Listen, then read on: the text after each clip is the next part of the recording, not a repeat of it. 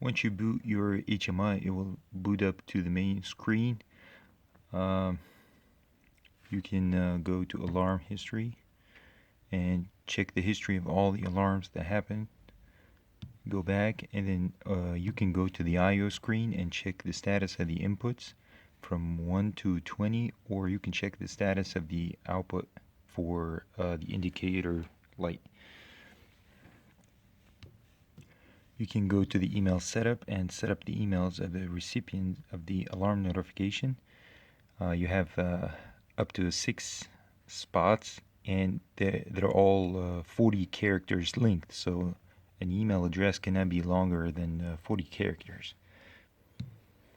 And then you go into alarm definition. You can define the name of your alarm, or a meaningful name for your alarm. For example, input 1 is associated with some alarm, and then you can define the status, whether it's normally open or normally closed alarm, by hitting the checkbox. You can see right away, as soon as I hit it, because it's normally closed, it's going to turn on the notification. So let's turn that off. Let's hit another one, for example, and you see on the status bar, this banner automatically appears, and you have the name of the alarm on it. In order to acknowledge this alarm, go into this button, and it's called Alarm Summary button, and you can either check the individual alarm or check all of the alarms and hit acknowledge, either acknowledge or acknowledge and clear, and then that would take care of the output light for you. And that's how you acknowledge an incoming alarm. The alarm status will still be there, so you still see the banner because the signal that caused the alarm is still there.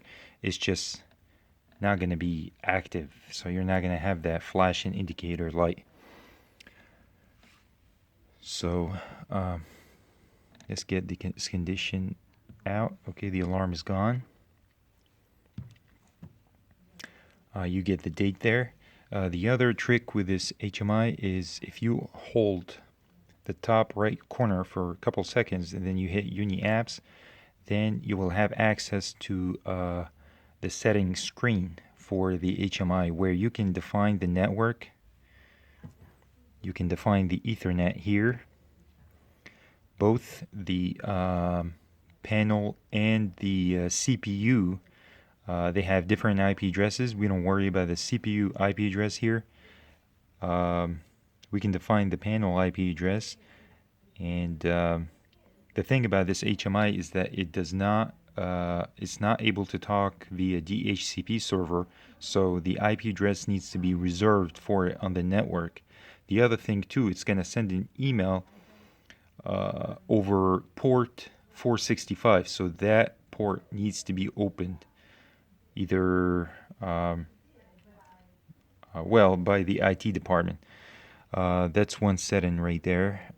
We can go into system, for example, and set up the time and date. For here, you have access directly to the RTC, the real-time clock, where you can set up the date if that goes off, or set up the time right here.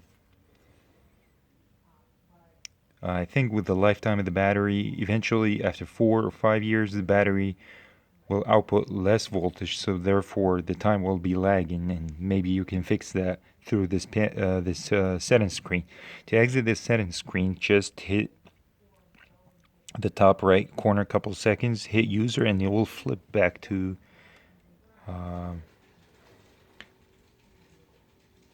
and that's all. Thank you.